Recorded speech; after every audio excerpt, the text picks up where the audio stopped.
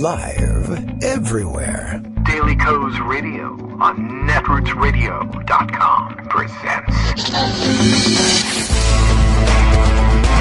David Waldman, Kagro in the Morning Show.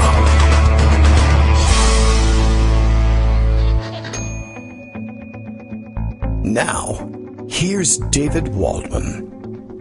Hey, good morning, everybody. How you doing? It is Tuesday, May 28th, 2019, the day after Memorial Day. We took a little break yesterday, a little breather. Hope you joined us. Maybe you downloaded the podcast just to remember when. And it was appropriate that we spent Memorial Day memorializing last year's Memorial Day show, which we did live, and I considered coming right out with a live show again yesterday, and then realized, oh my God, what am I doing? You know, it was actually a good day to take a breather, considering that the, what's his name? The president guy was spending the weekend over in Japan, which was a little bit awkward. I mean, we thought about that, I think, just before we signed off on Friday and before he took off for Japan, that it's kind of a little bit of an awkward thing to do, right? To go to Japan to honor their new Japanese emperor, by the way, to sort of not necessarily, not in the strict definitional sense of paying homage, but going to visit the Japanese emperor on Memorial Day presents a ticklish diplomatic situation, except, you know, he doesn't do those. He doesn't even do regular diplomatic situations, as you may have seen, or either on this trip or any other. And to be spending time with the Japanese emperor, Memorial Day, photo war, etc. I mean, you know, those things are going to come up, and you're going to have to deal with them. I understand that he'll be, I know he's making a state visit to the UK, if it's still you, at the time, and it'll be in July, and I guess on July 4th, so we'll have to wait and see whether he wishes a happy July 4th to the Brits assembled when he's there. He wished a happy Memorial Day. That is a weird phrase. I know we have difficulty with it here in the United States. Do we wish people happy Memorial Day? I mean, a lot of people think of it as a happy summer holiday, and it kind of is one, but I don't know. It's always been a little bit weird, a little bit touchy. Depends on who you're talking to. Anyway, he was on board a Japanese naval vessel, which, you know, who has anything against Japanese naval vessels, right? Wishing everybody on board a happy Memorial Day. Thank you for, I guess, killing all our soldiers and sailors so that we could memorialize. I don't know. It was a very weird thing, and it required a deft touch. But of course, it was Donald Trump there, so instead he gave it a deft touch. And well, what can you do? It wasn't the worst thing I've ever seen, but whatever. So he spent the weekend having his fantasy trip to Japan. No sushi for him, of course. I noticed that the menu that was released by the White House for one of his dinners early in the weekend was about as American and bland as it could be. Potatoes, a baked potato with butter. I mean, I like that too. Some grilled chicken, some grilled steak, carrots and green beans and vegetables. You know, it's like pretty much not Japanese at all. Vanilla ice cream for dessert. Vanilla, because whatever. I don't know how many scoops the emperor got, or if he was even at that dinner. But then, of course, later in the weekend, some footage of him, coming out of the presidential limousine once again, leaving Melania behind, rushing up to shake the hand of the emperor, and then ignoring the emperor's wife entirely throughout the introductions until she finally sticks her hand out in a gesture, looking for a handshake. And, that he acknowledges. So, handshake it is. Well done. There was the sumo wrestling match, which we heard about early, I think prior to the weekend, that he was bringing over. Did we discuss it on Friday? I know I read early on that he was bringing a trophy of his own, a Trump-branded trophy. I finally did see the trophy. It didn't look obviously Trump-branded, but whatever. So he brought something over that he declared to be the President's Cup, which is an actual thing in golf, but not in sumo, at least not until now. And he sort of hoped that it would become such a thing. I don't know. I mean, it's entirely possible that they might pass this thing on. Yeah, whoever beats this, I don't know how sumo wrestling works. I mean, in terms of standings and championships, etc. But all right, so he presented this trophy. It was a rather large trophy. Of course, these are rather large guys, so it had to be a big trophy. And by the way, huge mistake. No pun intended about huge mistake by Trump to put himself next to sumo wrestlers for whom stats, vital statistics are readily available online. We found out the name of the wrestler to whom he was presenting the trophy, and of course, took a screenshot or two from the video of the two of them together. And well, the old saw about Trump being 6'3" and 239 pounds. I think he now acknowledges 242 pounds. Well, he's standing next to this sumo wrestler, and, the stats are available on this guy. He doesn't look that much bigger than this guy, and this guy comes in at 6'1.5". It's a little more difficult to judge the height as between them, given the angle that we've got. 6'1.5", but 390 pounds. And to be honest, if you put a suit on that guy, I don't know how much bigger than Donald Trump he looks. So 239, 242 are just like out of the question for Donald Trump. But you knew that. Anyway, so that's the story on his trip to Japan so far. I'm sure I'm missing something. By the way, I did learn something over the weekend, too, as I was getting ready to thank Shinzo Abe, Prime Minister of Japan, for babysitting our boy for the weekend. I learned through our media, actually through their media, well, through our media, too. They told our media to tell us that he is Abe Shinzo. Probably those of you more familiar with Japanese and East Asian cultures knew that already and always wondered, why do we do, that's the way Americans do things. We like to put the given name first and then the familial name last, and we never really got used to, although we got used to it with Chinese and, for instance, with the Koreans as well, Kim Jong-un, Kim Il-sung, whatever it was, all the Kims, that's the family name. Shinzo Abe is Abe Shinzo in the Japanese expression of it, but they actually put out a press notice that they would like Western media to begin referring to him that way. So sorry about all previous references to Shinzo Abe, even though I think Donald likes to call him Shinzo, which is nice. It's familiar. I don't know how well received it is there in Japan, but I guess we'll make a mental note of that and forget it later on. Abe Shinzo, our apologies. Thanks for taking care of our boy. Feel free to stop at any time and send him back when we don't want him back, but I can't force you to keep him, though it would be most welcome if you wanted to. I understand also, let's see, I saw a tweet in Japanese, which was very interesting to see the Japanese characters on Twitter and use the translation function. I guess the Prime Minister took him along in an effort to give him a little bit of an education on the Japanese relationship with North Korea. And I also believe that while he was there, there were more missile launches from the North Koreans while he was there.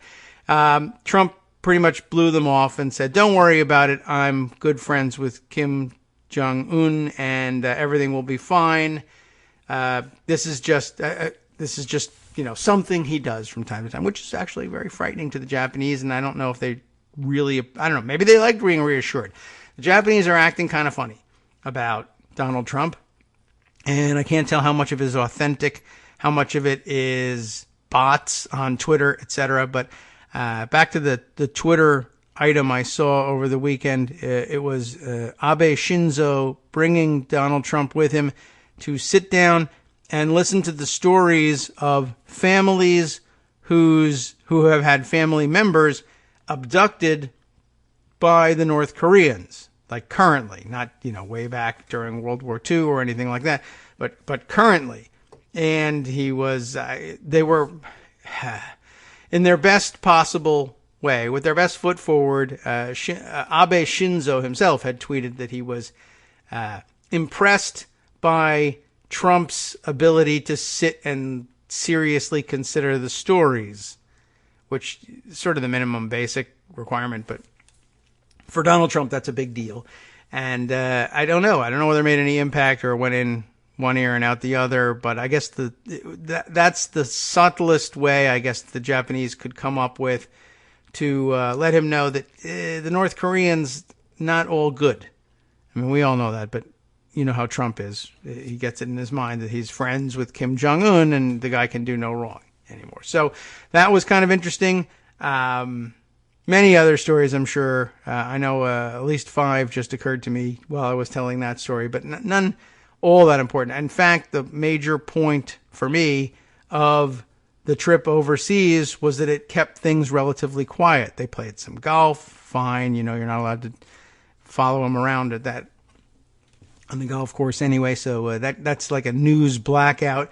He's tweeting, you know, doing his regular rage tweeting thing, and there's the added aspect of his launching political attacks while he's overseas on a state visit, but we've long since given up on that tradition for Trump anyway. And so, you know, no major surprises, I guess. That's kind of good news. Oh, yes, right. There's the Trump blowing off of the North Korean missile testing, which I thought was interesting, and that he had a very presidential take on things, of course, saying that some of my advisors think this is a violation of, I think, was a UN Security Council resolution forbidding such tests, and some of my advisors thinks this puts Kim in violation of this resolution, but I don't know. I don't think so. I think, and he puts his heart and soul into this analysis, he might be just looking for attention, which he immediately followed up with the fantastic comment, or he might not, or perhaps not. He might be looking for attention, or perhaps not. Who knows? Which, like, wow. I don't know. I mean, you'd want maybe a more definitive read on things from the President of the United States. But then again, it's Donald Trump. You're just not going to get it. That's the way he approaches everything. And there are people who think that sounds smart and like cautious and considered, which is kind of amazing. But that's what we get by way of presidential analysis these days. It could be one thing, or, you know, perhaps not. Who knows? We'll see. 2 weeks. We'll find out exactly what happened. Okay. So, a little bit of a roundup will be necessary. We'll have to flip through the tweets from the weekend and pocket and see what's important. Usually the heavy stuff goes in pocket. So let's go and take a peek at that first, and then we'll scroll through. Having done the lightning round of the light stuff, we'll come back to that later on. Okay, let's see. Here's an interesting note. Not on the Donald Trump front, just for a slight change of pace. I did see this circulated yesterday. BuzzFeed News, Dan Vergano picking this news up. Scientists, ready scientists? Scientists showed how more guns led to more violent crime. Oh no, remember more guns, less crime? It didn't work. A Supreme Court case may soon create a constitutional right to freely carry a gun everywhere. Are we waiting on something like that? But that would be a dangerous mistake to make, suggests a new study on violent crimes. Let's take a look at this piece. This was from middle of last week, which we somehow missed when it was immediately released. Oh, look at this guy. Oh, it's a woman holding this gun. You can say, well, either that or a guy with Dracula fingernails. Got all the dangerous accessories here. There's a silencer on this pistol, but also one of those, as they love to say, tactical flashlights, which apparently create a huge issue for accidental discharge. But okay, good luck. What do we have here? Right to carry handgun laws trigger a 13 to 15% increase in violent crime a decade after the typical state adopts them, suggests a new statistical analysis of 33 states. They didn't analyze all of them, but maybe those are the ones with right to carry laws. I'm not sure. The Journal of Empirical Legal Studies, my favorite journal. starting now. Report was released on Monday in this journal. It's the latest in a thorny academic fight, as they say, over how letting people more freely carry around guns affects those crimes. That was a really difficult sentence to read. It was very awkward. How awkwardly put is that? How letting people more freely carry around guns affects those crimes. It's perfectly serviceable. It just doesn't roll trippingly, let's say. Advocacy for and against looser gun laws will doubtless grow louder as the U.S. Supreme Court is expected to hear a challenge to a ban on taking a licensed handgun outside New York City limits without a permit. Its first gun control case in nearly a decade. Okay, I guess they're right about that. The court split along partisan lines 5-4 in favor of judges who have previously favored expanded gun rights could decide that there is a constitutional right to carry a gun outside the home. They got damn close to that as it is. But that was 2008, was it, that we were thinking of? All right, well, anyway. Moving on here. But that could be a dangerous mistake to make, according to the new study's lead author, Stanford Law School's John Donahue. The important takeaway is that more guns seems to lead to more crime. It's almost as if guns attract crime, as I like to say. Donahue told BuzzFeed News by email, so it's probably wise to think in terms of appropriate controls, and it would be very unwise to push the Second Amendment too far.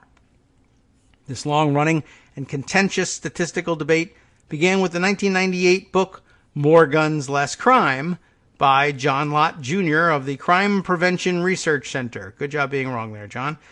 Since its publication, 11 states have loosened right-to-carry laws, and more than 30 states now allow the open carrying of a gun without a permit.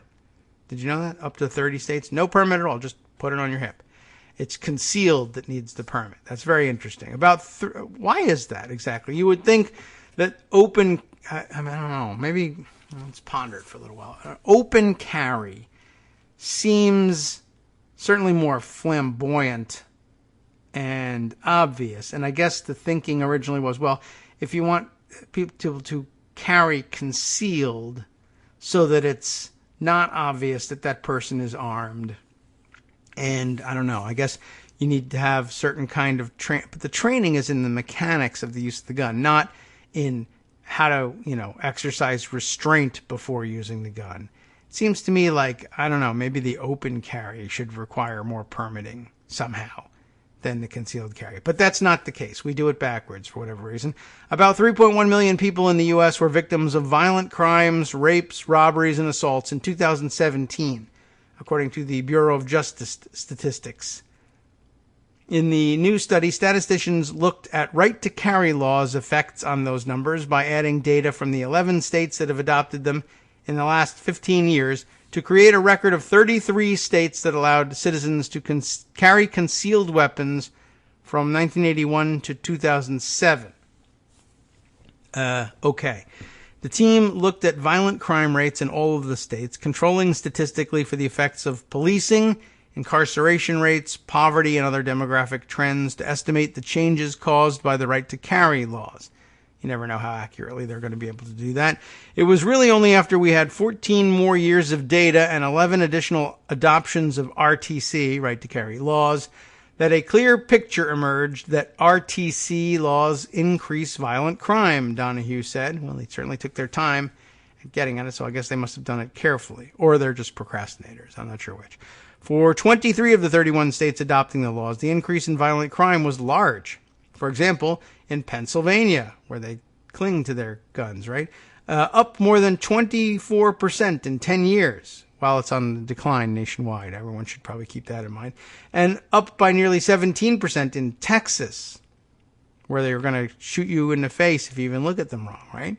In South Dakota, the results suggest a right-to-carry law led to a 1.6% drop in violent crime rates after a decade. So good luck and congratulations, rather, to South Dakota on that one. I'm sure they controlled for it, but may have had something to do with everybody saying, why don't we get the hell out of South Dakota and go somewhere else?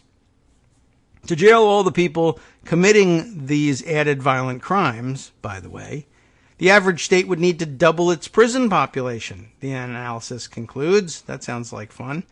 The study cataloged recent road rage disputes, bar fights, police shootings of armed civilians, and everyday vitriol that turned into shootings in right-to-carry states. That's true. To suggest mechanisms that explain how the increases might happen. The study didn't find a statistically significant change in the rates of homicides or property crimes. So very interesting. And I'm sure that John Lott would say, well, look at homicide. That's the crime that people associate with gun issues, right? Well, no apparent increase there. But instead, the increase is in, and this is a great point, and something we have brought up in considering gun fail stories for a long time. The presence of a gun very often escalates verbal confrontation to physical assault. And that's a crime. That's a problem where, people arguing over a parking space would just yell at each other. Now they're drawing guns on one another and you've got an assault on your hands. The number of crime scholars contacted by BuzzFeed News praised the finding as the most complete accounting yet for the violent crime effects of letting more people carry around guns. It's interesting because I think the pro-gun side of it thought that the anti-gun side, or pro-gun safety if you prefer, I think they thought that people who were against loosening gun laws thought that people who were armed would just start committing crimes. Like, I have a gun now, so it's time for me to do some crimes, which was always ridiculous. And I think they knew that, they may even have known that we didn't really believe that, but they thought that they could convince other pro-gun people to think that about anti-gun, I guess, people. And so they ran with it, even though the problem was more along the lines of, well, having guns on people emboldens them, and they escalate ordinary confrontations into assaults and possibly batteries as well. And that's the real problem, is that people tend to resort to the gun a lot faster when they're readily available. And I think you really should have been able to predict that even on the pro-gun side. But they needed to deny that for their political agenda. Okay, back to the article here. I have read the study and consider it to be the most rigorous of studies of right-to-carry laws to date. Daniel Webster, we've heard that name before, yeah. Director of the Center for Gun Policy and Research at the Johns Hopkins Bloomberg School of Public Health, wrote to BuzzFeed News in an email. Given state legislative and federal court battles over these laws, he said this is a very important piece of research. The more guns, less crime estimate in the 90s didn't factor in the levels of police and imprisonment in each state, which the new study found grew significantly after passage of right-to-carry laws, and helps explain their disagreeing conclusions. Lott, however, was strongly dismissive of the study. Of course, it's his entire reason for being. Questions that, arguing that the bulk of reports over the last 2 decades have supported his findings, or found no effect on violent crime rates. Basically, poor areas are more likely to be affected by violent crime, so lowering barriers to permits has a bigger effect in states that do so, Lott told BuzzFeed News. I'm not even sure what that means. An effect he said the new study didn't account for. Poor areas more likely to be affected by violent crime.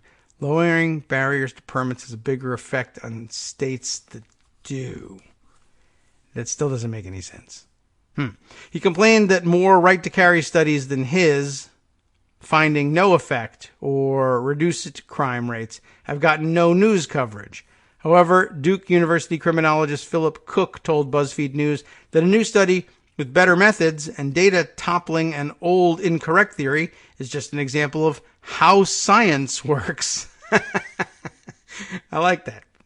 Put very simply. Good job, Philip Cook. The scientific process does not always get the right answer the first time. But if it's working well, then important findings are reviewed and tested and the truth becomes clearer, said Cook, in the case of the newer, better study of 33 states. Regardless, he added, advocates for the more guns, less crime idea will likely continue beating the drum for right-to-carry laws. So it doesn't get in their way at any point. They're not interested in science anyway, and even if they were, they would just claim that this study was improperly conducted. And there's always room to critique those studies. But I thought I'd put that one out there and share it with you. And I think it's an important development, and I think it really reflects a common sense view of what introducing more guns, particularly without permitting or training of any kind, is likely to do for our crime rates. And once you realize that just pulling, that's probably something that doesn't enter into the thinking of most people in general, but certainly most gun rights advocates as well. They view pulling out a gun in what they think is a threatening situation and defusing it by scaring the crap out of the other person is a good thing. That's not a crime. That's avoiding a crime. The crime was that guy was going to assault me, and now he isn't going to because I produced a weapon in self-defense. But what you actually did, of course, was assault the other person with a deadly weapon.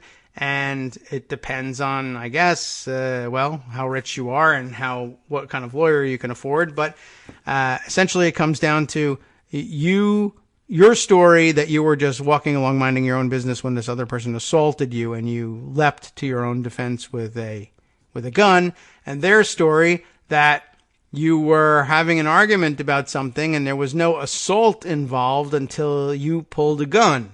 You say you were preventing an assault. I say you initiated the assault. And let's see what the jury says. And apparently the jury very often says, you're the one that has initiated the assault in this case.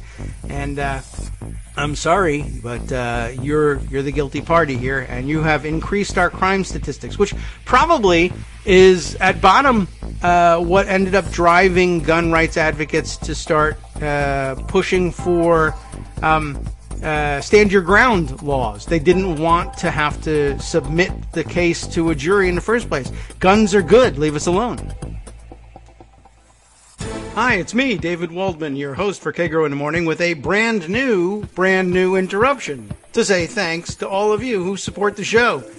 Remember when I told you that our average monthly donation was about $7, for which you were getting 2 great hours of news and entertainment 5 days a week, and how that came out to about 70 cents an hour? That's a pretty good deal, except it's wrong. The math actually works out closer to 17 cents an hour. It is hard to beat a deal like that, and even harder to send your kids to college on. Thankfully, Patreon.com makes it easy to make that work. Patreon, Patreon.com, is the simple, secure way to make recurring monthly contributions to support our show. Just search for me or the show name on the site, and they make it easy to crowdfund the show so that the power of our numbers can keep the show going for just a few bucks a month. Once again, thanks so much for all your support.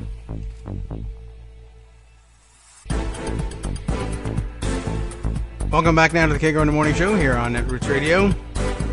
And hopefully we didn't get cut off before our break. I was talking extensively about this, but I think we've hit on an important point here about the new gun study and its relation, or I guess the logic underlying the hypothesis that more guns might equal more crime, and the origin of stand your ground laws. I have a feeling that the push for stand your ground laws, one, was grounded in, no pun intended, grounded in their astonishment early on at finding out, if not anticipating, that the gun carriers who resorted to the, in their minds, the protection, the self-defense of their guns in situations that previously were never regarded as warranting the drawing of a weapon at all,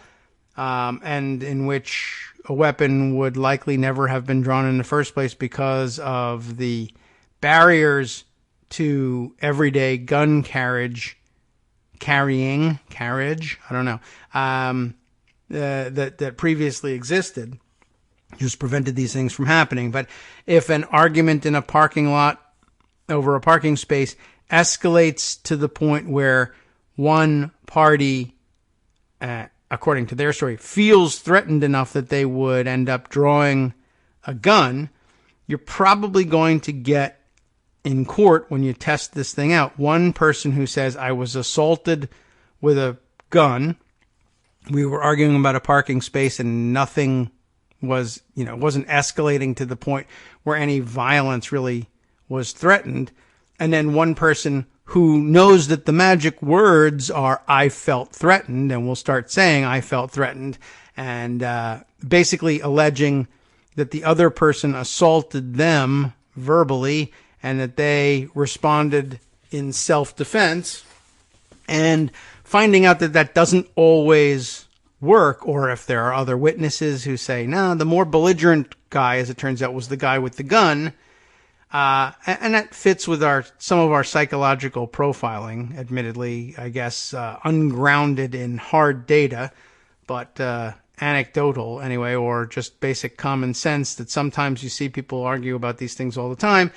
And people who are unarmed and often assume that the other person is likewise unarmed sometimes respond differently to an escalation of an argument than somebody who knows that if things get out of control, they can always go to the gun, or if they, just as important here is the feeling that they'll be justified in going to the gun, and that most people, they will think, approach guns and the use of guns the same way in their minds. They see this as the mythical defensive gun use, the DGU that John Lott is always going on about, that defensive gun use prevents so many crimes in this country.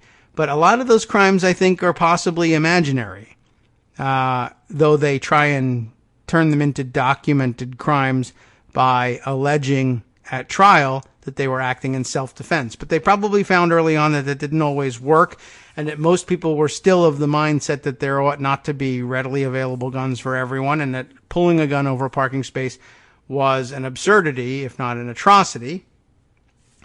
And they were getting themselves convicted in situations where they were even making formal pleas of self-defense. And so I think they then began trying to devise laws like the Stand Your Ground laws that would make it a matter of public policy that you should be able to resort to the gun early on, that guns are a good thing to resort to because they close down the situation very quickly. But that only works for people who, A, have the guns with them, and B, who believe a certain thing about the guns. It never occurs to them that the rest of society might view that as an assault, which it is, to simply produce a gun. Now, just because you felt threatened doesn't mean you were threatened. You could be a terribly paranoid individual, or you could just be a gun enthusiast who's read a lot of articles that say, I felt threatened, worked somewhere as magic words, and you should be able to do them here too, especially if you've successfully lobbied your state to pass a Stand Your Ground law, and it actually says somewhere that if you say you felt threatened, that's supposed to work. Not only is it supposed to work as an affirmative defense at trial, it's supposed to work as an affirmative defense pre-trial and get your case dismissed, that there would be no grounds to go forward with a charge against you if you said these magic words ahead of time, which is an extraordinarily broad application of the theory here. And it's an interesting issue that I guess, it's a real issue in terms of collecting these statistics. And I suppose it explains not only, of course, the proliferation of these laws, but the continuing debate. You'd think there can only be one truth here. Either there's increased crime or there isn't, right? But one side is working with one definition of crime. What's on the books? What have the police reported investigating? What have they made arrests for? What do the court records say, etc.? Whereas on the other side, they say, I don't care what the police think a crime was. I think this here was a defensive gun use and an attempt to reduce crime. The FBI's official reports say it was a crime, but why should it be a crime? Let's legislate it such that it won't be. And then we'll have the statistics that we need to prove that crime is lower. It's just that we've taken an entire category of crimes, assaults with a deadly weapon, and erased them from the books as an offense. That didn't reduce crime. That just redefined a certain kind of crime as not crime anymore because, I don't know, because I've got a gun. Might makes right. So there you go. I don't know. That's a really complicated issue, and you could probably spend a lot longer than we're going to spend on it. Well, today anyway. And then I will say I have spent that time. So I guess I just wanted to call back to that old stuff. That's a really interesting thing, and I'll bet there's a book to be written by somebody who's willing to do serious research and writing on that subject. That person is not me. However, you can send me all the royalties. How about that? Okay. I just spit out the ideas, and you guys go and capitalize them. This is a great program for those of you who are interested in writing books. I'll just give you some ideas. You go do it. Okay. What else have we got here? Lots of other stuff happening over the weekend. Most of it's still relating to Trump, because, of course, he puts himself at the center of everything. Let's see. Nothing much more to do with the Japan trip, I guess. Of course, we ended last weekend with the particular outrage of Trump and others reiterating their theory that all who oppose Trump, particularly those who believe in the Trump-Russia story, which is a giant witch hunt and hoax, are guilty of treason. Of course, treason being punishable by death in this country. They ought to be executed, and P.S., we wouldn't mind very much if some members of the public helped us out with that, more than likely.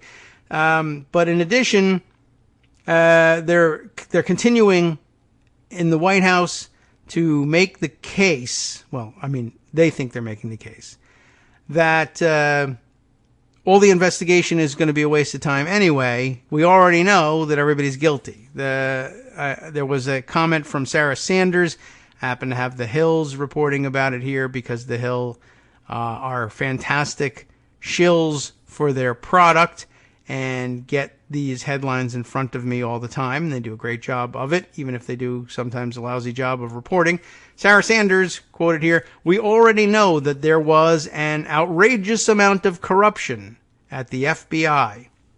No need for an investigation, except, I guess, to formalize it. Bill Barr will take care of that," is the idea. White House Press Secretary Sarah Huckabee Sanders, for some reason they don't underline and link the Sanders part here, said Sunday the Trump administration already, that's in quote, already, knows that there was a high level of corruption at the FBI ahead of Attorney General William Barr's investigation into the origins of the Russia investigation. We already know that there was an outrageous amount of corruption that took place at the FBI, not the New York office, where there actually was some, and it was anti-Clinton. We won't look at that.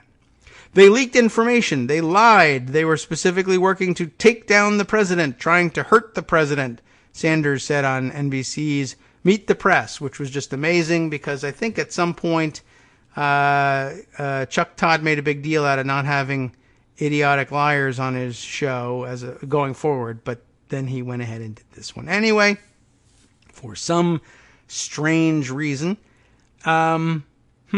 So, of course, by the way, they have a very interesting play going on here. Donald Trump is purported to be the president now, and so they speak of him as the president, but of course they're talking about activity that took place during the campaign where he wasn't the president, but they say they were trying to take down the president, trying to hurt the president. That's treason. It isn't, but we think we can get away with saying it's treason because president, head of country, treason, therefore, you get the idea here.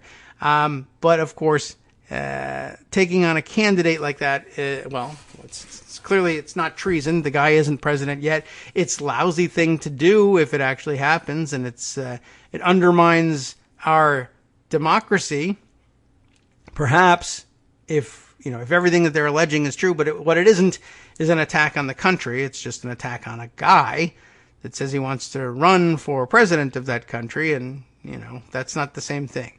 Anyway, she blathered on by saying, we'll leave the final call up to the Attorney General, and he'll get to the bottom of it, but we think Americans deserve the truth. The president's asked for that, and we should expect nothing less. Host Chuck Todd pushed back. Wow, look out. Noting that it sounds like the president has already determined the outcome. That was actually the definition of the words that she said, but it doesn't sound like you want him to do his job, Todd added, referring to Barr. Chuck, that's the reason he's granted the Attorney General the authority to declassify that information. To look at all the documents necessary is so that we can get to the very bottom of what happened, Sanders responded. That's not actually a response. It looks like you've reached a predetermined conclusion. Chuck, we want to have documents for our conclusion. Oh, okay. Once again, we already know about some wrongdoing. No, you don't. The president's not wrong in that. Yes, he is. But he wants to know everything that happened and how far it went and how wide it went. Let's see. This, of course, stems from Trump having given Barr new authority to examine and possibly release classified material related to the Justice Department's inquiry into the origins of the Russia investigation. The president and his allies have suggested that federal agents biased against him improperly initiated special counsel Robert Mueller's investigation into Russian interference in the 2016 election. It's just that the timeline doesn't actually hold up to that allegation, so whatever. But it's out there and important. And in addition to having an assassination list, he now insists that that FBI agents are going to have to be on that list because I've concluded that they did this thing, and Barr is going to conduct a investigation to prove it. Just, it's a little backwards, but okay.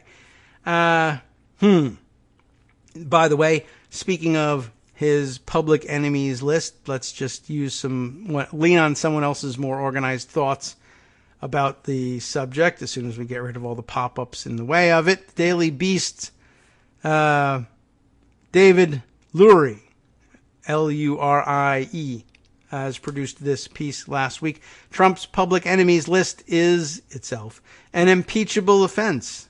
Yes. What he and William Barr are doing is potentially worse than anything in the Mueller report. And yes, please do remember every once in a while to exercise that thought for yourself and express it to someone else. The Mueller report is not nearly the full extent of Trump's impeachable offenses. It covers only one small slice of the activity for which he could be impeached and ought to be impeached. So, over to this other slice here. Long before becoming president, Donald Trump called for the jailing of his adversaries. Aided by Attorney General William Barr, he may now actually be training the full force of federal law enforcement against his enemies, real or perceived. Unlike Richard Nixon, who acted in secret, Trump is corrupting the justice system openly and publicly, which is something George W. Bush did too, but for some reason we all forgot about, and maybe it has something to do with now Democrats in good standing having staked their reputation at the time on insisting that, no, he isn't doing that, and you're all paranoid.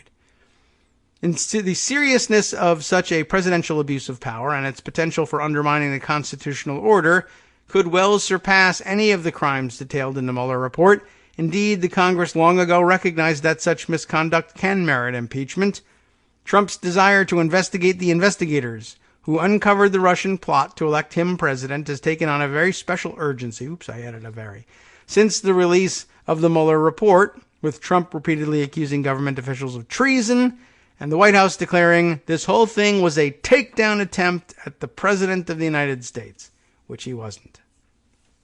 On Thursday night, after Trump had spent days excoriating the purportedly treasonous investigators by name, he announced he had granted Barr the full and complete authority to declassify documents relating to the Russia probe. The White House also stated that Trump had directed intelligence agencies to quickly and fully cooperate with the investigation into the investigation. I don't know whether they mentioned it later on in here, but it was a great piece of video of him saying, saying that he was giving Barr the authority to declassify things, then claiming he had already declassified thousands of pages himself and that he didn't have any idea what was in them. He just knew that they were important and Barr could look at them and decide which ones to release. But of course, if they've been declassified, we should have them all. But he didn't do it. And I found myself, once again, the only one over the weekend reminding everybody that with Donald Trump, you must see the paperwork on these things. I assume that something was shown to the press about, for instance, this order authorizing William Barr to do this declassification act. But I haven't seen it. I assume they showed something to the press, and that was the basis of the reporting. But it hasn't been authenticated as far as I know, and it's not something that the press typically does, go through the authentication process. Did they, some of it, of course, is absurd, or would be absurd under normal circumstances. Did you witness, did anybody witness Donald Trump signing this thing? Is it even something that needs to be signed? Can it just be put out as an unsigned memorandum or directive? If so, have you seen it? If so, do you know if it was vetted in any way by OLC people? Once again, you can't be sure just because he says it that he did it. And I haven't seen the paper on it. I wouldn't shock me if there was some paper, but it would shock me if anybody checked the provenance of that paper and whether or not it really checked out. It could end up just being another thing where Trump said he intended to do a thing or had done such a thing, and later on the White House has to backfill with paper. But I'm curious why nobody goes to that as the first inclination. My first inclination when he says that is, I don't think you did it. I'd like to see the order. And even if you show it to me, I would insist that I see some sort of evidence that you actually signed it and understood it. I mean, you just gave me the soundbite that said you didn't know how could you do that? I declassified a bunch of things that I don't even know what's in it. And then Barr will choose whether or not to release it. It should all be available now as under Freedom of Information Act. It's declassified. You said you declassified it. And it's been the claim in the George W. Bush administration that that's all it took was for the president to declare it declassified. Now, if he doesn't know what's in it, but he declassified it, are we sure it's declassified at that point? I mean, if he has no knowledge of, is there paperwork somewhere saying I declassify pages X through Y of whatever compendium there is? Then he would not have any idea what was in it, but would officially have, I would accept that as an official declassification. But do we even have such a thing? Once again, we skip right over that. We just assume that when a president says he's done something, he's done it, which is ridiculous with this guy. All right, back to the article. It's all reminiscent of Nixon's secret scheme to, quote, use the available federal machinery to screw our political enemies, unquote, as then White House counsel John Dean put it, by manipulating grant availability, federal contract, litigation, prosecution, etc.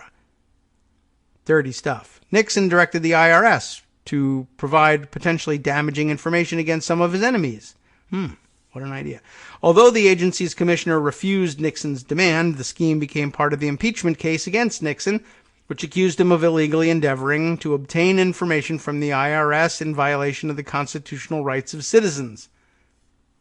While much of Nixon's scheme was forestalled, Trump appears poised to effectuate his. Barr recently named Connecticut U.S. Attorney John Durham, best known for investigating the FBI's corrupt relationship with Boston mobster James Whitey Bulger, to head up an inquiry into the, quote, origins of the Russia investigation. Unnamed government officials have attempted to minimize the significance of the inquiry by stating to the press that it does not currently entail the use of grand jury subpoenas, but that, of course, could change at any time. Indeed, Senator Lindsey Graham is publicly demanding as much. Barr, meanwhile, has become remarkably open about his intent to follow the president's lead by making the investigators the focus of as much opprobrium as possible. In his Senate testimony several weeks ago, Barr denied endorsing the president's accusation that there was improper surveillance of the Trump campaign. More recently, however, He responded to a Fox News interviewer's question whether he smelled a rat at the FBI by stating, "I don't know if I'd describe it as a rat. I would just say that the answers that I'm getting are not sufficient." I smell a weasel. How about that? In the same interview, Barr emphasized that officials at the highest levels of the FBI and other agencies were involved, in a plain allusion to James Comey and the other former high-level law enforcement and intelligence officials that Trump has reportedly excoriated. Trump's initial target was Hillary Clinton. Trump implored Jeff Sessions, ultimately with some success, to reopen an investigation into unsubstantiated claims that she had improperly interfered in the sale of a uranium mining concern, Uranium One, to a Russian company as Secretary of State. In November of 2017, the New York Times called 10 former attorneys general, but only one responded to its question whether Sessions should accede to Trump's loud demands. Who was that one that responded? It was Barr, who said he saw no problem with the president training the sights of the Department of Justice on a political enemy as long as it was warranted. Barr even opined that the evidence against Clinton was stronger than any potential evidence of wrongdoing by the president, despite the fact that primary evidence for the Uranium One allegations came from a book sponsored by Steve Bannon. I wonder if the Steve Bannon character was connected with the campaign in any way. Barr seemed unconcerned with the risk posed by a president employing the Justice Department as a mechanism for exacting revenge against former electoral opponents. Indeed, Barr declared the department would be, quote, abdicating its responsibility, unquote, if it did not pursue Clinton as Trump desired. What do you think of that? That's pretty interesting. You're abdicating your responsibility. It's irresponsible not to speculate. So you're abdicating your responsibility in not so speculating. In a memorandum he later wrote to the DOJ officials overseeing Mueller and shared with Trump's defense team before becoming Attorney General, magically enough, Barr asserted that there is, quote, no limit on the president's authority to direct the course of law enforcement investigations, including those he is personally interested in. How odd. It seems at odds with the opinions of almost everybody else in the country. In fact, Trump's effort to undermine the legitimacy of the now completed Russia investigation is part and parcel of Trump's earlier efforts to limit and even terminate the investigation while it was ongoing, conduct that the Mueller report identified as potential obstruction of justice, and that Trump, with Barr's support, as asserted, merely amounted to, quote, fighting back. I guess in some ways a parallel to drawing a gun on people in a parking lot argument. I'm just fighting back. I'm standing my ground. I have a legal right to be here. Barr suggested to the Times that there is just no problem with the president personally selecting who should or shouldn't become the subjects of criminal investigations as long as the facts warrant inquiries. But that entirely misses the point. As the nation recognized during the Watergate era, if the president employs the apparatus of the federal government to single out and punish political or personal enemies by making them the focus of law enforcement investigations, the perception and the reality of fairness on which our justice system depends will be gravely endangered. And so it is. And that is actually the conclusion of the article. It comes to a rather blunt halt on a very good point. But, the point having been made, there's no point in continuing on at that point, if you will. That was kind of awkward. Okay, speaking of Bannon, New York Times article reports from over, the end of last week, Bannon's populists, once a movement, now keep him at arm's length. That sounds interesting, and I like to hear that. Although, really, when we get to maybe tomorrow, when we're back on the air with Greg Dworkin, he has a keen interest in rounding up Brexit news, and we can maybe, no one seems to be able to get a handle on the European Parliament elections and what developed there. Some very strange results individually and collectively as well. But let's take a look at this Bannon article before taking a break again in our next exit from the program. Bannon's populists wants a movement, keep him at arm's length, by Adam Nossiter and Jason Horowitz, a May 24th piece in the New York Times, datelined Paris. Stephen K. Bannon, the millionaire former Trump advisor, thanks for throwing that in there, turned rabble-rouser and General Schlump, rabble-rouser of European populists, settled into a plush set of rooms this week in Paris at the Bristol Hotel, where suites run up to $32,000 a night because of his populism. An unopened bottle of champagne in front of him, he presented himself as a man of the people and promoted Europe's right-wing and populist parties even as voting was underway for the European Parliament. The most important election in Europe, he said in an interview on Thursday. For months, Mr. Bannon has traveled around Europe presenting himself as the linchpin of a populist revolution. But he was in Paris as nothing more than an advisor-counselor to Marine Le Pen, the far-right nationalist leader. These people don't need my help, Mr. Bannon said. And by the way, Le Pen turns out to have done dismayingly well in the elections. That was good because they no longer seem to want his help either. How interesting. All week in Paris, Mr. Bannon was hissed at by enemies, dominated the airwaves, and caused an eruption in the French political class for meddling in the country's affairs.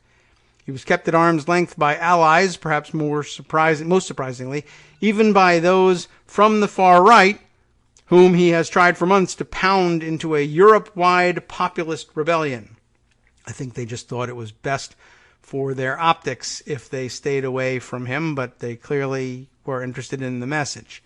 These elections, taking place from Thursday to Sunday, were the big moment when Mr. Bannon predicted that his assembled forces would storm the barricades of the European Union bureaucracy, except that now that it has arrived, many of them seem to have moved on without him. So we'll check in on the results of those probably a little closer tomorrow. And I think they did, in fact, in some places gain some leverage. In others, they lost it. It's a very confusing situation, probably not to the Europeans who are listening. And so we might want to lean on you for a little bit of commentary on that front, too.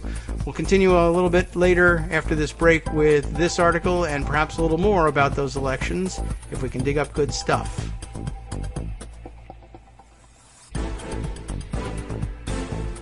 Welcome back now to the Kagro in the Morning Show here on Netroots Radio. And BJ Hutch already on the case here. What is this? Oh, somebody must have... Okay, somebody photoshopped something ridiculous with Trump in it. And never mind that. We're getting distracted here. But what is she sent us here? This is much needed good news. The EU elections green wave, it says, is set to transform energy policy. There were some very mixed results, certainly, and by location. In some places, the far right made some gains. In others, they were wiped off the map.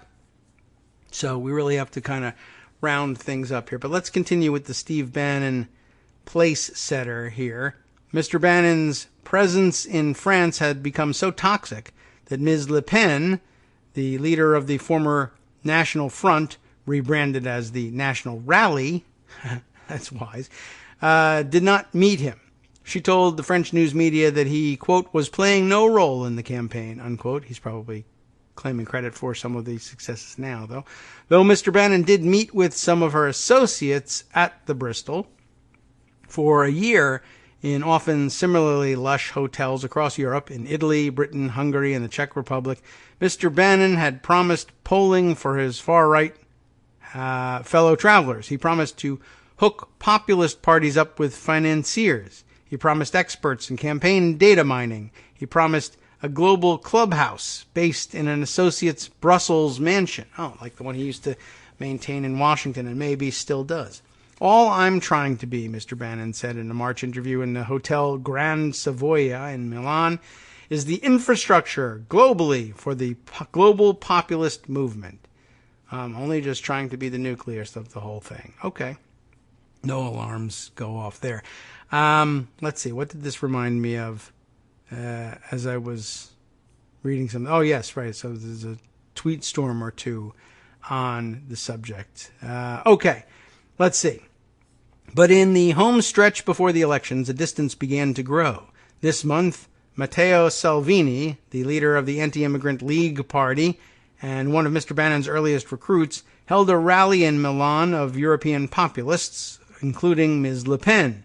In many ways, by the way, I like that sort of pan-European globalism to own the globalists, right?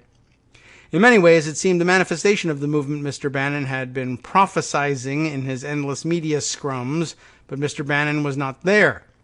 We don't need him, Jörg Meuthen, a leader of the far-right Alternative for Germany party, said after the rally.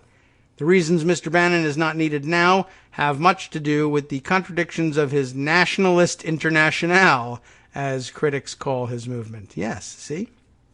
Okay, they can see it too. I'm glad. From the start, it was an incongruous effort by an outsider to stitch together far-right nationalists who all give pride of place to their own countries. Beyond watering down the European Union, the common interest of a bunch of leaders all wanting to put their own country first don't always easily coincide. But his populists have also quickly internalized Mr. Bannon's most important lesson, that media attention creates its own political momentum. And for a while, Mr. Bannon brought that media attention with him wherever he went. He showered it on the European populists, and in return they gave him a new battlefield, one where he was not a casualty.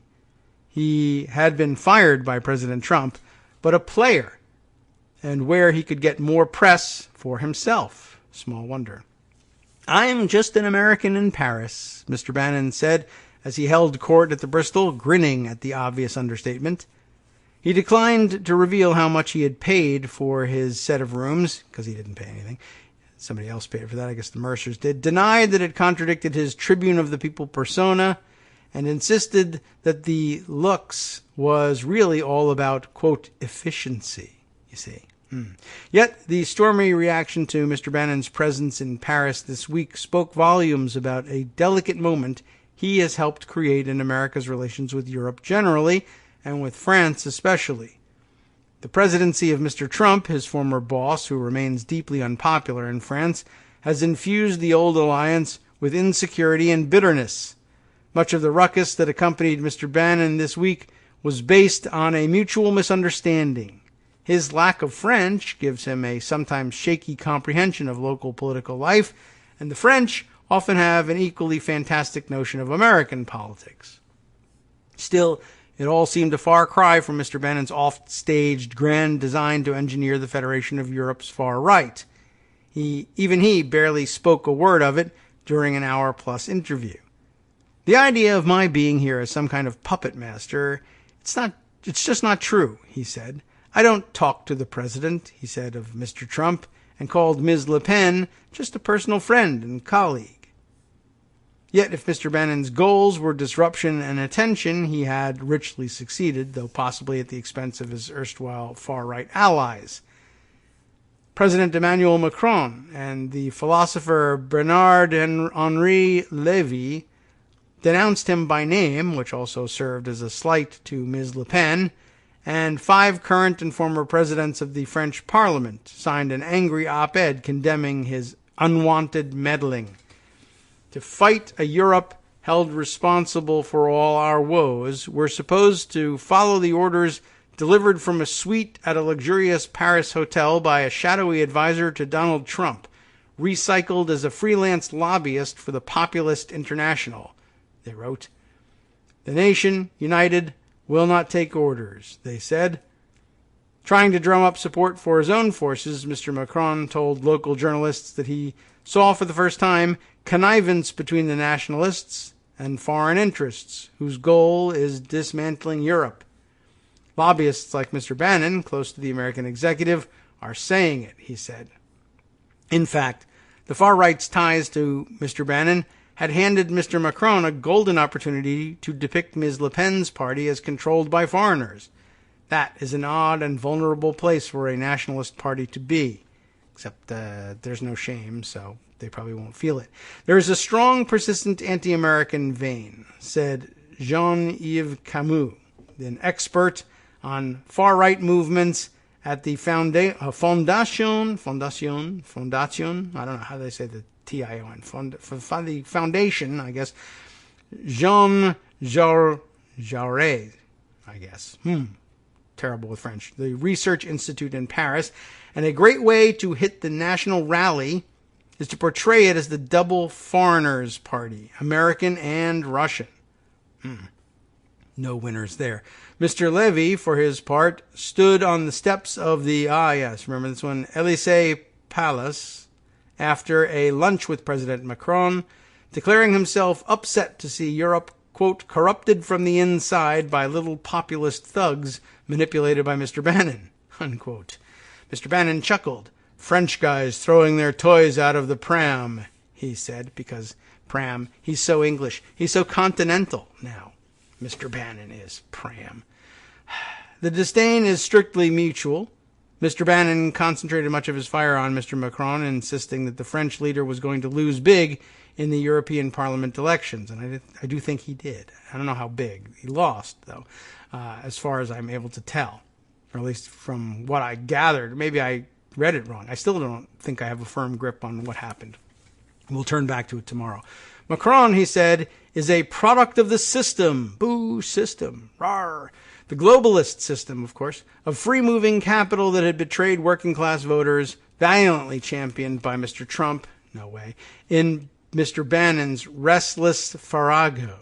Wow. As for himself, I totally identify with the Gilets jaunes. Remember them? Mr. Bannon said, of course, why not? Referring to the yellow vest protesters whose often violent demonstrations over low wages and diminished expectations rocked Macron's presidency for 6 months. Mr. Bannon seemed to overlook the fact that the yellow vests have destroyed and vandalized symbols of excessive wealth in the heart of the capital.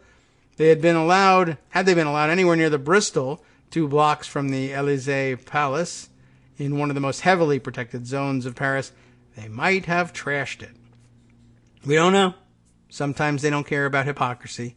That's possible. I don't know whether the Gilets jaunes are anything like American MAGA populists, but some of them certainly seem to have some similarities, although others more closely resemble the Occupy protesters than anything else, which just tells me that it's not any kind of a cohesive movement that we understand, though it may make perfect sense in France. I cannot promise you I understand French politics.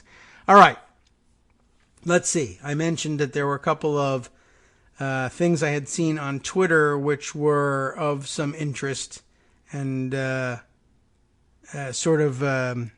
played off of that piece. I've got to scroll down and see if I can find them.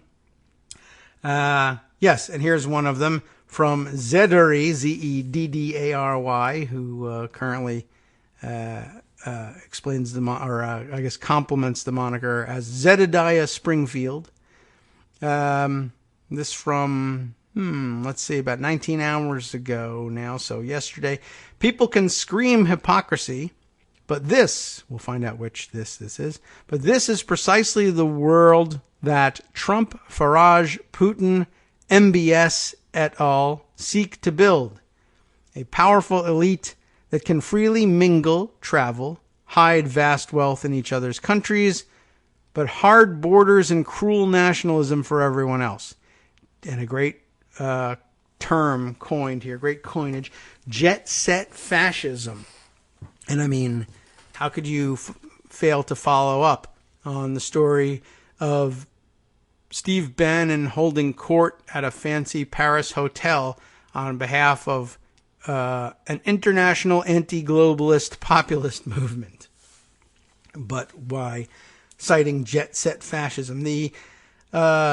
The tweet from Zeddary here includes another tweet quoted entry here from Brian Whitaker. Let's pull that one up and get the info on that. Brian Whitaker is a journalist and former Middle East editor of The Guardian newspaper in the UK.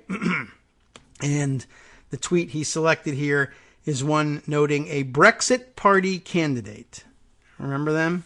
Remember the European parliamentary elections. A Brexit party candidate who lives in the south of France, has been elected to represent the northeast of England in the European Parliament. How do you like them palms, I guess? Or is that potatoes?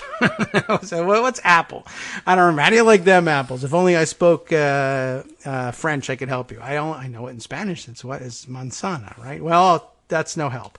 Anyway, that's clearly not it. Now that I'm thinking about it, isn't it pommes frites? There's French fries to us, but okay.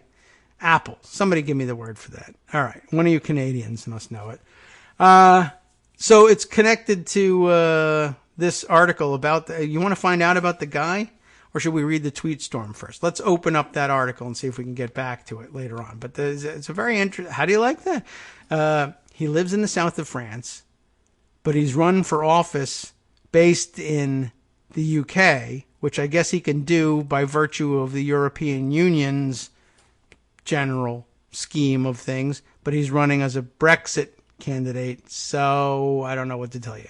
It's just dumb, top to bottom, and they don't care.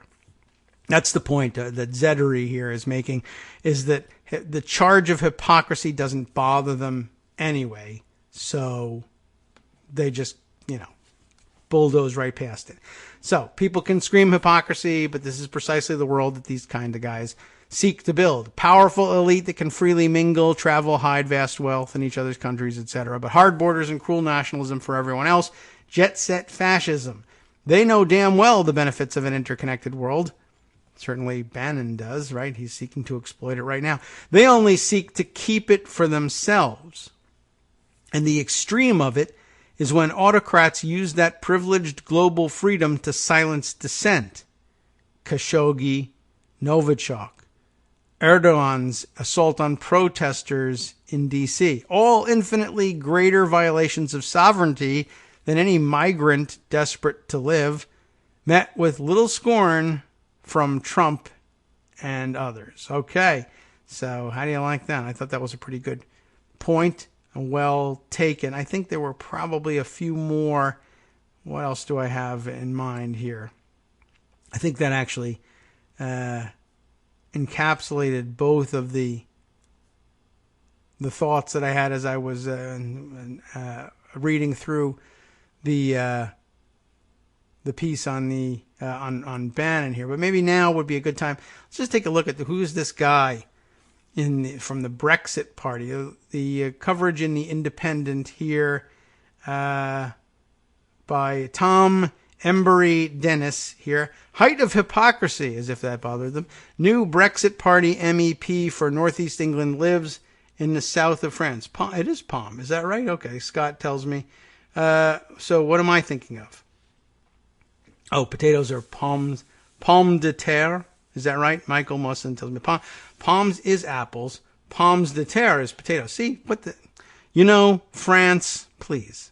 Okay, well, it makes some sense. Pomme de terre, ground apples.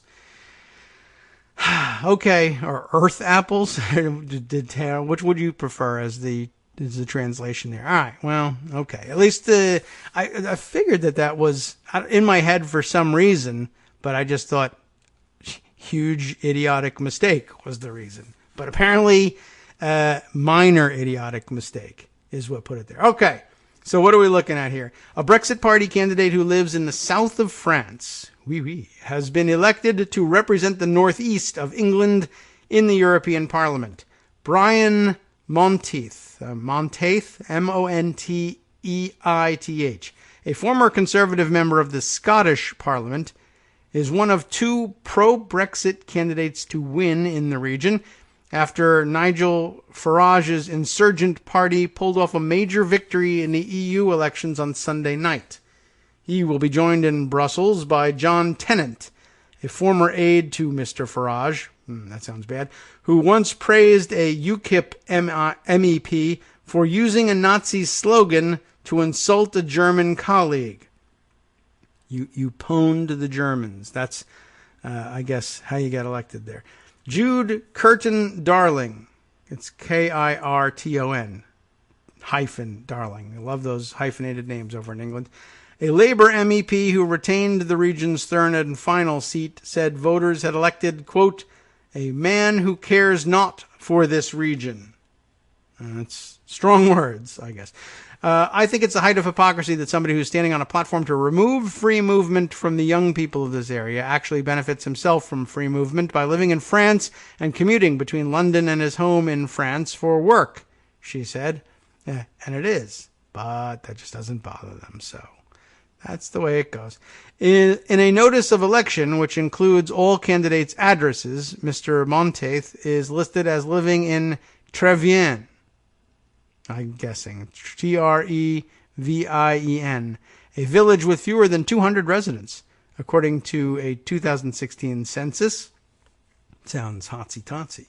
Mr. Monteith, who was branded a Thatcherite Scottish Tory by UKIP's lead Northeast candidate Richard Elvin, told The Guardian it was not unusual to live in a country different than the one in which you are seeking election. I think it probably is. And said he was now moving back to Britain. In a region which strongly backed Leave in the 2016 referendum, the Brexit Party's success there came as no surprise. Mr. Farage's party won 240,056 votes, more than twice as many as Labour, 119,931, in second, and the Liberal Democrats with 104,330 in third. The Conservatives got 42,395 and finished fifth, behind the Greens, 49,905, and only just ahead of UKIP, 38,269. Change UK, 24,968, came in a distant seventh. Boy, that's near meaningless to me at the moment, but I think we could probably untangle that tomorrow with Greg's help, and probably help from all the rest of you as well. Thanks for your French tutoring. I appreciate it. Okay, let's just park that in pocket so I can provide you all with the link later. What else did this remind me of? There was another election tweet that I saw go by. Oh, yeah, and I think it was Carol Cadwalader who had, whose name I still haven't checked out the pronunciation of, that tweeted this one around. I got to scroll a little bit further back, but I think one of the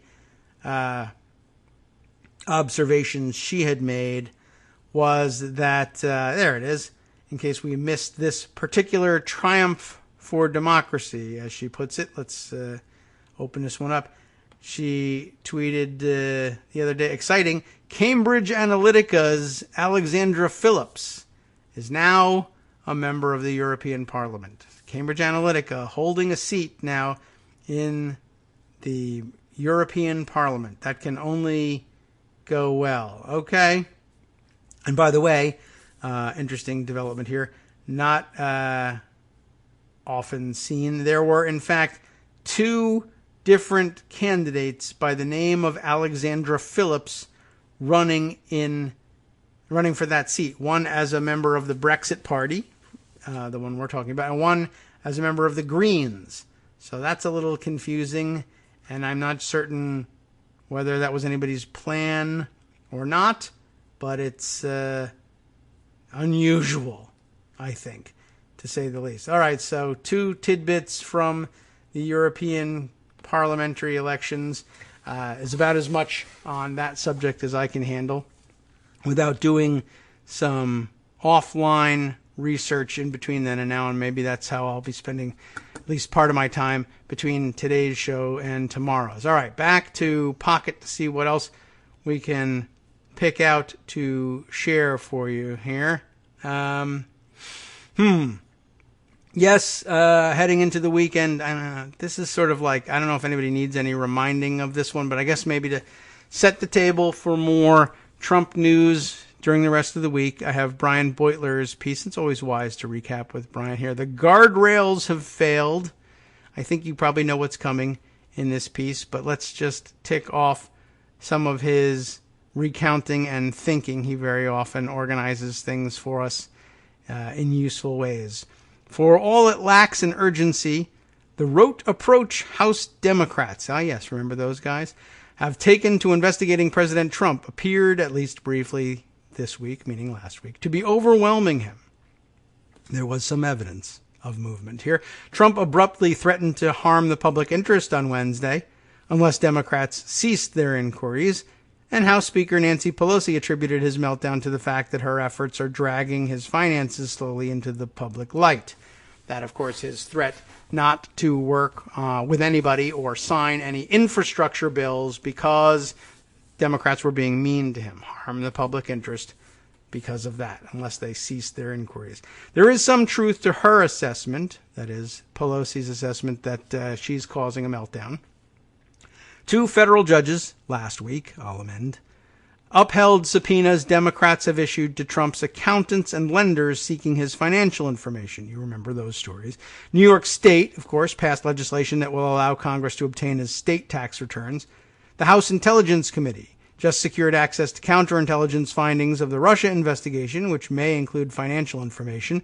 And the Washington Post revealed that the government's tax lawyers believe the IRS will ultimately have to turn 6 years of Trump's tax returns over to Congress. Update on that, by the way. Where's the lawsuit? We are still waiting for Richard Neal and the Ways and Means Committee to file their suit, despite the fact that we got these 2 rulings that seem to imply it should be open and shut over on the tax returns case. It still hasn't happened. I'm sure they're taking their time and crossing T's and dotting I's, but boy, we'd like to see those things ready to go before we open our mouths. House Democrats aren't checking Trump as aggressively as they could, but Pelosi pointed to these developments as evidence that even proceeding with caution, the gravitational pull of the legislative and judicial processes will inevitably pry Trump's most closely held secrets loose and into the public domain. Her vindication was short-lived. By Thursday night, all the dangerous shortcomings of the slow-going approach had reasserted themselves. And they suggest that the normal oversight process will be sufficient to protect the rule of law, but that the institutional guardrails surrounding the rule of law are faltering all at once, and more aggressively than at any time since Trump won the presidency.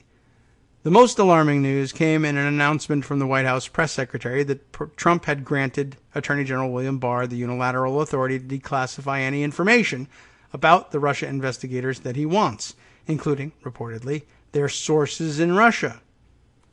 The breach here is stunning and would normally generate a rebellion within the intelligence community, whose leaders are expected to be fiercely jealous guardians of their agency's sources, methods, and other equities. It has instead generated no pushback. Barr's new powers are even more alarming because of what kind of man we know he is.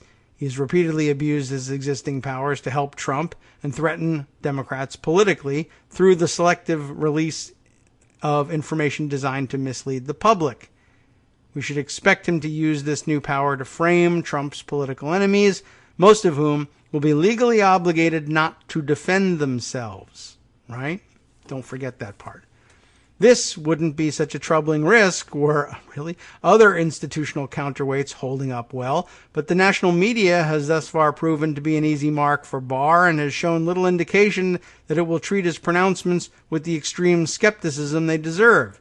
In fact, just this morning I saw people tweeting about another egregious New York Times headline in which they claimed, baselessly enough, that Barr's addition to the DOJ was somehow going to professionalize the operation, which it actually does the opposite of professionalizing it.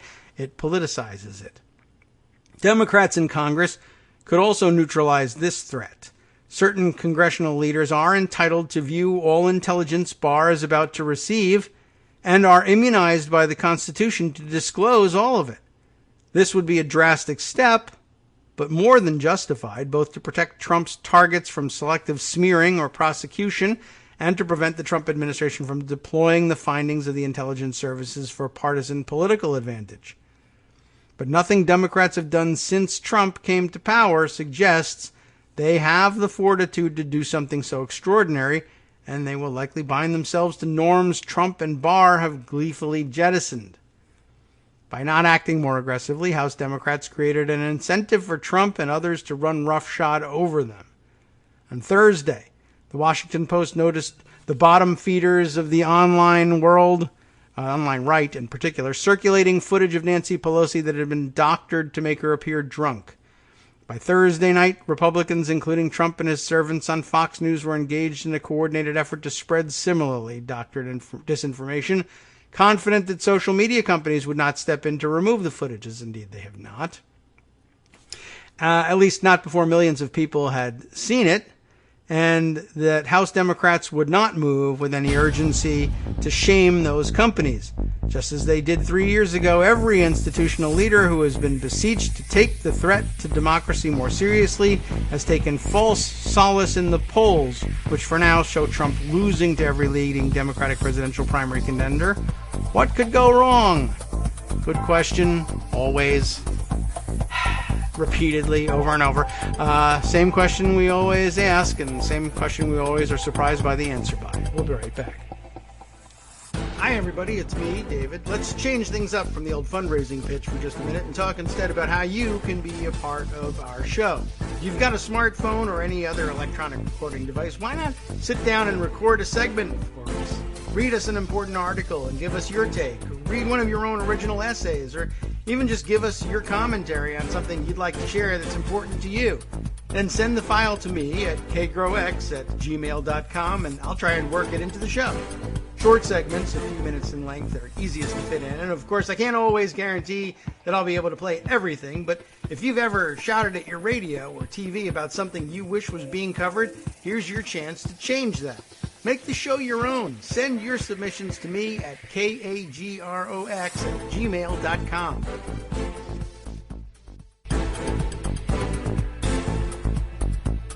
Welcome back now to the Kagro in the Morning Show here on Roots Radio. Let's continue with Brian Beutler's piece in Crooked from last week, recapping basically all the failures of the guardrails, as he put it, all collapsing at once.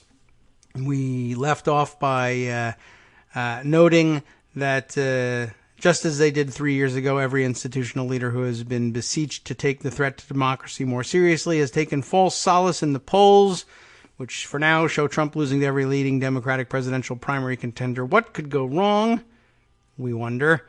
For a time, the growing number of anxious Democrats who support impeachment hoped that dramatic public testimony from Special Counsel Robert Mueller would galvanize the public and the party to their side, allowing Democrats to seize narrative control over the Russia investigation and the broader question of public corruption back from Trump. Thursday night, House Judiciary Committee Chairman Jerry Nadler acknowledged that this is unlikely to happen. According to Nadler, Mueller is reluctant to testify publicly and has only agreed to testify in closed session, after which Nadler would be allowed to release the transcript of the proceedings, another multi-hundred-page document almost nobody in the country will read. It's unclear whether Nadler has agreed to those terms, but the approach Democrats have settled upon strips him of almost all of his leverage.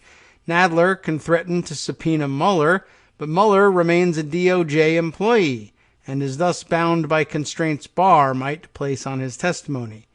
Once he's a private citizen again, those constraints could be lifted, but Mueller can simply hold on to his appointment until Nadler agrees to his conditions.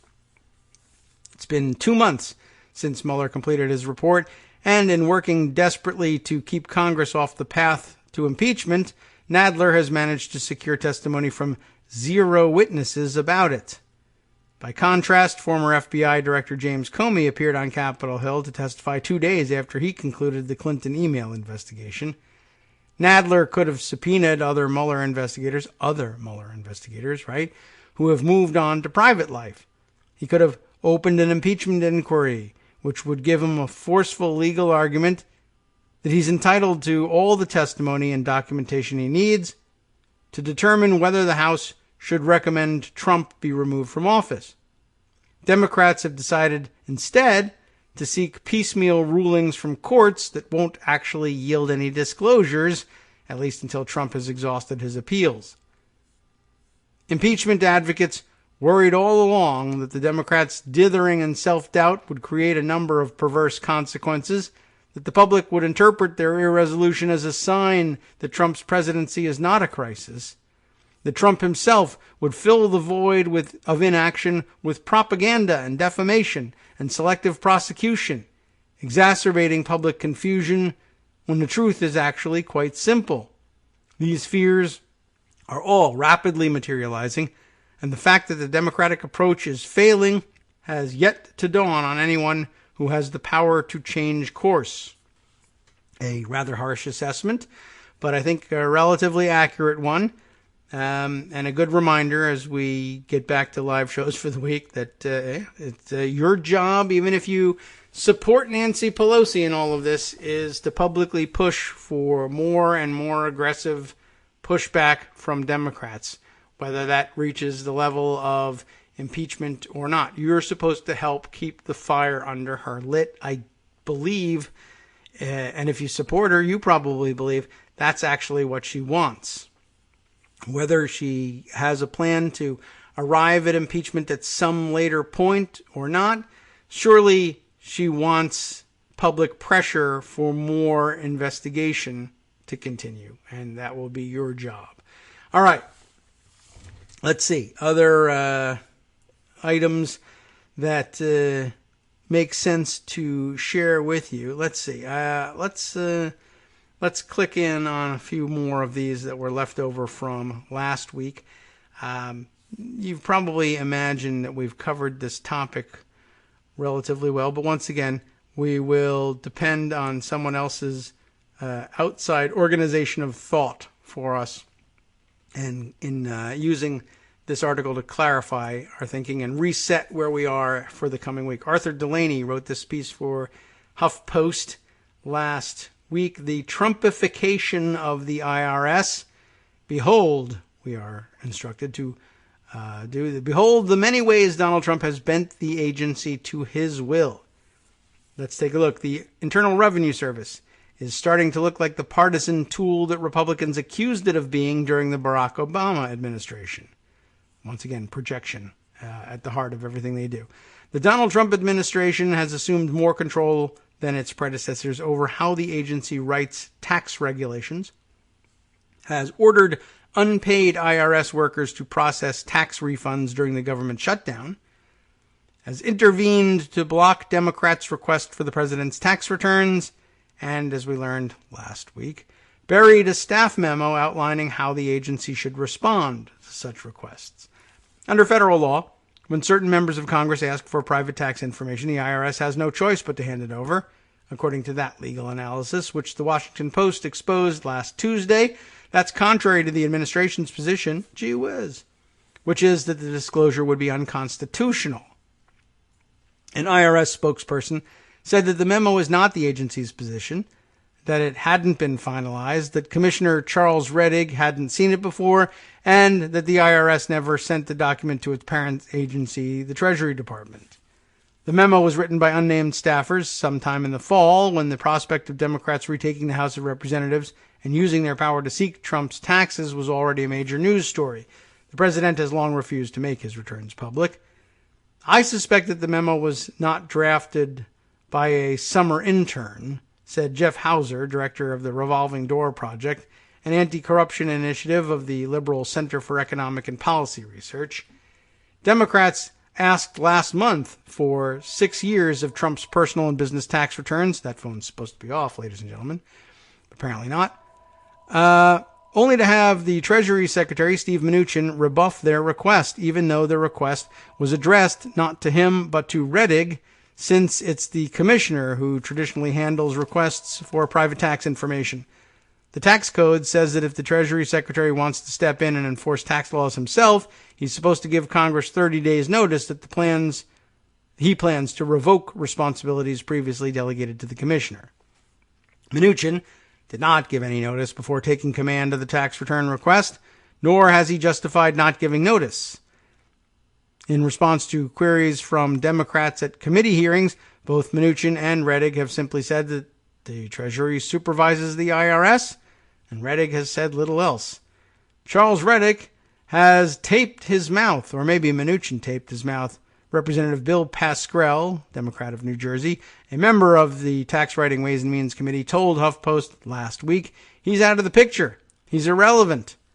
Treasury's big footing of the tax return request is typical of how the Trump administration has treated the IRS, said Mark Mazur, a former Assistant Secretary for Tax Policy at Treasury and current co-director of the Nonpartisan Tax Policy Center. What you're seeing here is much more of the smaller decisions being run through a process that includes people outside the IRS, Mazur said. In another example of the Trumpification of the IRS, the White House assumed more power over tax regulation so it could control implementation of the Tax Cuts and Jobs Act, the president's biggest legislative accomplishment. Since the Ronald Reagan administration, tax regulations have essentially been exempt from central control by the White House's Office of Management and Budget, which has final say on most agencies' regulations. On an April 2018 Memorandum of Understanding between Treasury and OMB brought tax regulation under close control of the White House. Record requests from reporters at Tax Notes reveal the administration's hand in several new rules, including one designed to stop Democratic state legislatures from dodging the law's limit on state and local tax deductions. The rushed tax law exemplifies the sort of slapdash governance that is a hallmark of Trumpism. After the law passed at the end of 2017, the IRS needed to update the tables that employers use to withhold federal income tax from their workers' paychecks. You all remember this episode. Republicans had scrambled the deductions underlying the tables, but instead of coming up with a new formula and giving employers time to adjust, Treasury told the IRS to go ahead with the old tables, even though the department knew doing so might result in more workers owing money at tax time. So far, 1 million fewer households have gotten refunds this year. Of course, the IRS is not an independent agency. It's run by a political appointee and has not been immune from claims of partisan bias. During the Obama administration, Republicans accused the IRS of excessively questioning conservative groups that wanted the agency to certify their nonprofit status. Republicans were so mad that in 2014 they used the federal tax disclosure law, the same one Democrats are now using to ask for Trump's taxes, to obtain and expose the private tax information of several dozen entities as part of a report referring an IRS official to the Justice Department for prosecution. An internal watchdog's investigation later revealed that the IRS had also improperly targeted liberal groups. But improper, I guess the operative word there. The fight over Trump's tax returns, I don't even think it was all that improper now that I think about it, but we've discussed why in the past. The fight over Trump's tax returns is just one part of a broader battle between Congress and the administration, which has argued that it should not be subject to any oversight at all because Democrats only care about tearing down the president. More Democrats came out in favor of starting impeachment proceedings against the president last week, as administration officials continued to defy subpoenas requesting documents and testimony. Representative Dan Kildee of Michigan, an ally of Speaker Nancy Pelosi, has been skeptical of impeachment, which the Speaker thinks would be a tactical mistake. But Kildee said last week that the hidden IRS memo regarding tax return requests has made him more open to the idea. It sort of begs the question of the larger issue we're trying to examine, and that's whether the president is somehow unduly influencing the IRS, Kildee said. The IRS automatically audits the president every year, so of course he can't release those taxes because he's under audit, right? And in other words, every president who ever released his taxes as president was doing so despite the fact that there was an audit going on, but never mind all that. Simple answer, so forget it, we'll focus on other things. Anyway, IRS automatically audits the president every year, and Democrats base their request for Trump's taxes on a need to evaluate the scope of the audit. The IRS memo said the law does not allow for discretion as to whether to comply with a proper request for returns or return information, but the Trump administration has given itself that discretion. All he's doing now is reinforcing our suspicion that he might be unduly trying to influence the IRS, Kildee said. And there we are at the end of that particular piece and able to move on to others. Let me just make a quick check through on what's going on some of our other input channels here, aside from all of your help with French pronunciation and other story ideas. Yes, I guess we'll just throw this one out here. Thanks very much to Darwin Darko for sending us this one. I did forget this in our recap of events in Japan. Just, I guess, ought to point out 2 people killed and at least 17 others injured in a mass stabbing event at some point that took place near Tokyo. I mean, unclear whether there's any connection at all, honestly, between, well, the stabbing and anything in particular. The motive for the attack just apparently remains unknown, but just a weird coincidence or something else, not really sure, but we ought to at least acknowledge that took place. If we can't keep track of mass attacks here in the United States, we can at least keep track of them in whatever country the president is traveling in at the time, I guess, and keep track of things that way. Let's see. There was, I guess, also over the weekend, the development of that weird right-wing GoFundMe effort to build some portion of Trump's wall that we learned last week was, I guess there were some accusations last week that the whole thing was fraudulent and the guy had been buying himself luxury items with the money. And so I guess possibly in response, they held an emergency construction party. Yahoo News reported it this way. Why this is datelined Barcelona, Spain, I simply am not sure. Let's see. Unless were they talking to Bannon about it? What's going on here? Yeah, well, because Bannon, as you know, is connected to this group that was raising the money to build the wall. And as a matter of fact, Yahoo's headline from Melissa Rossi reads, Bannon's group built the wall, a mile of it anyway, over the weekend. And I did see some other people tweeting about this, and there was some important detail about that, which I'll throw out right up top before even turning to see whether Yahoo covers it or not. But apparently they found a section of the border area where I guess a friendly landowner offered up their own private property for the construction project, and they're considerably, removed, relatively speaking, from the border itself. So, in other words, the wall wasn't built on the border. It was built on the private property of somebody who wants there to be a wall, but never bothered to build a wall themselves, and has now taken everybody else's money to build a mile of unsupported on either side fencing on their own property. So I don't know that really answers the question of this funding being used for private gain, but there you have it. So I guess now over to the Yahoo coverage. Again, datelined in Barcelona. That must have been where Bannon was. In what might be seen as a Memorial Day gift to President Trump, residents of a mountain range outside of El Paso today woke up to a new vista, a mile-long wall of metal slats constructed along the border with Mexico that just shot up over the weekend. The secret project, which started on Friday evening and was completed by Monday morning, was the work of We Build the Wall, a new group whose director is the former White House strategist Steve Bannon.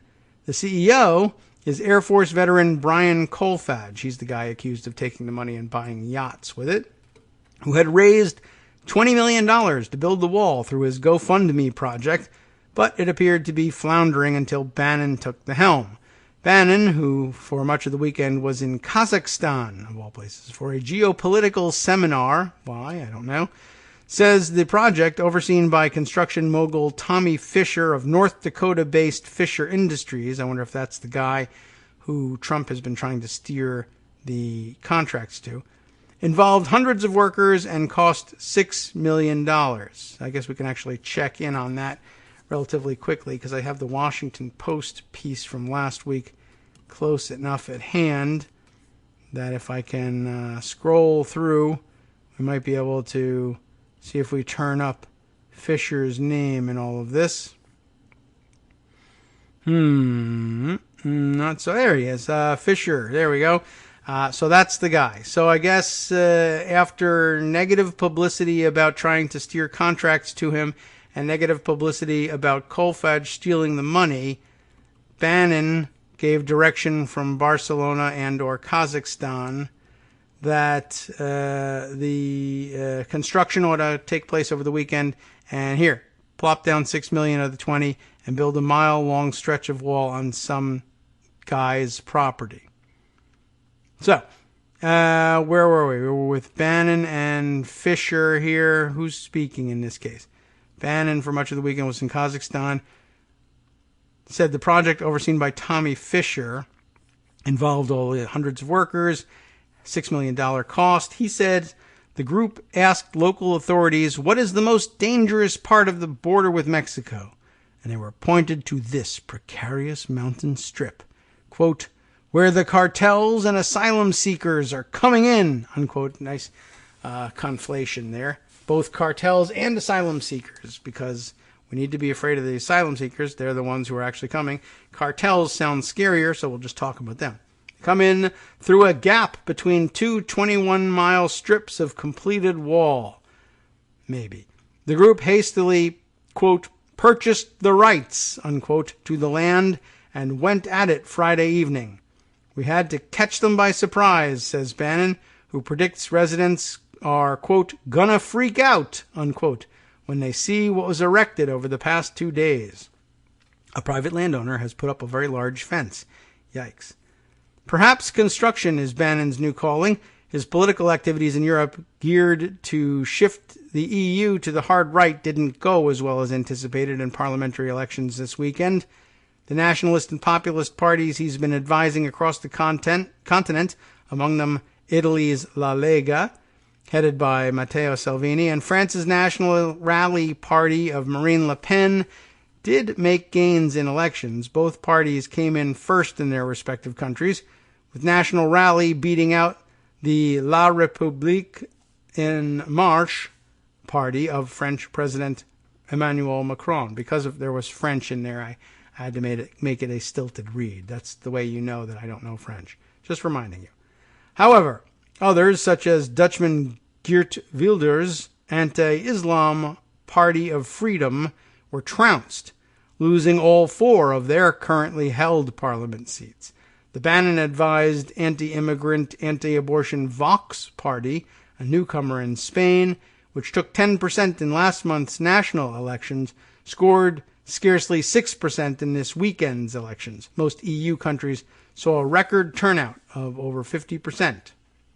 In total, the hard-right parties that Bannon had predicted would take at least 30% of seats. At points, he suggested they might take half of the parliament, causing an earthquake for the European Union. Instead, won scarcely 25% of seats. While the showing represented an increase over the 22% they gained in the 2014 elections, it fell short of the 1/3 of the European Parliament's 751 seats that would be required to form a bloc that could effectively hinder legislation and nominate to the higher ranks of the EU. So we at least have, I guess, those reports of results coming in. But yeah, this build the wall thing, essentially, as we heard elsewhere, and I'll see if I can find the tweets about it, they basically found a cooperative landowner who was in the vicinity, anyway, of the border, and for whatever reason, opted to allow people to just build a mile of border wall looking fencing on his property. And, the guy may be perfectly pleased to have that on his property. That's not in question. I guess the question is whether it makes any sense and whether it's proper usage of the money. I guess since it's private money, it could be used in any number of ways. And MAGA types who donated it would likely be happy with the outcome. Look, there's fencing here, and if it protects this wall supporter's personal property, I guess they're not going to object to it, but it is something that this guy could have built at any time, being pro-wall as he is, and paranoid about the flow of migrants and allegedly drug cartels as well across his land or nearby. He could have put up fencing at any time to protect his property, but he waited to tap the $20 million in reserves that the other suckers had put up in order to build the fencing he always wanted. Magically, it showed up for free on his doorstep. Okay, well, very interesting. And worth noting. Let's see. One more thing, I guess, that we can try and squeeze in here. I think there's been developments on this front since, but last week we were served notice by the folks at Media Matters that, and Greg mentioned this as well, that Ken Cuccinelli from my own state of Virginia here, apparently being held up as a potential DHS, what shall we say? Was he being offered the head of DHS or just a senior position in DHS overseeing immigration? Media Matters puts it this way. Potential DHS senior official Ken Cuccinelli suggested that states invoke war powers to turn back migrant invasion. Now, we've heard migrants being referred to as an invasion before. What about this war powers thing? Did you wonder what he was talking about? Cuccinelli saying here, because states would be acting under war powers, there's no due process. You just point them, the migrants, back across the river and let them swim for it. According to Eric Hananoki, who reports here again for Media Matters. Ken Cuccinelli, President Donald Trump's likely pick for a senior position at the Department of Homeland Security, previously told Breitbart.com that states could invoke war powers against migrants crossing the U.S. southern border because, quote, it's an invasion, unquote. It just is. He added that doing so would mean there's no due process and states could point them back across the river and let them swim for it. Now, Trump is reportedly set to hire Cuccinelli, a former, here's how they describe him, as a former CNN commentator, and Virginia Attorney General, to a senior position at DHS where he would coordinate immigration policy. Media Matters recently documented Cuccinelli's long anti-LGBTQ record. Cuccinelli has got a history of pushing anti-immigrant policies and rhetoric, including comparing undocumented immigrants to rats and opposing birthright citizenship. Now, since his name had been bandied about, it has turned out that he has not got the support of Mitch McConnell, which would sort of be critical in this. Not because, of course, that Cuccinelli's thoughts and comments and record go too far for the delicately mannered Mitch McConnell, but rather that at some point Ken Cuccinelli, in attempting to become more of a Trumpist type Tea Party darling, ended up throwing his backing to a primary opponent from the right against Mitch McConnell in seeking re-election. So it's a personal grudge, in other words, that keeps McConnell from agreeing to Cuccinelli's appointment here. So I don't know whether we have official word about it having been withdrawn or anything, but apparently the prospects are not good. But if you were wondering about that, now states and war powers, that seems like the sort of thing that maybe states wouldn't have. War powers would appear in most people's minds to be something that would belong to the federal government. But as it happens, there is in fact a reservation to the states of the ability to act on its own in the case of an actual invasion. And I guess some question about whether or not the invasion is actual enough to satisfy who? I guess the Supreme Court. You would have to make further inquiries. But yeah, in one of the parts of the Constitution not frequently studied and just doesn't come up all that often, Article 4, Section 4 has got that. The United States, of course, shall guarantee to every state in the Union a Republican form of government, which I would not be surprised if at some point Donald Trump took to mean a Republican Party-dominated government. It says right there that it has to be Republican.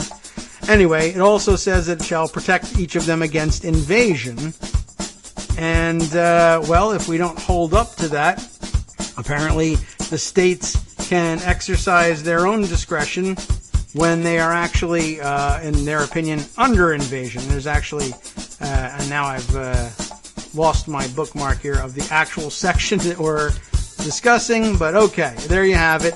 It's in there. I promise. I have looked it up. I've read it, and it appears to be a real thing. It's just not much talked about because we're just so rarely invaded. Okay, well, at any rate, let's time now to turn things over to Justice Putnam and the West Coast Cookbook and Speakeasy coming up next. We'll try and squeeze in a little bit of what he's got on tap for you next. From Daily Co's Radio on networksradio.com. You have been listening to the Kagro in the Morning Show with David Waldman. Well, of course, he'll be recapping everything that happened in Japan. No need to worry about that in case you wanted some more details. Let's see. Representative Rashida Tlaib says impeaching Trump is not about what will happen in 2020, but about what is right now for our country. No surprise there, but I'm glad she's saying it. I'm glad Justice repeats it.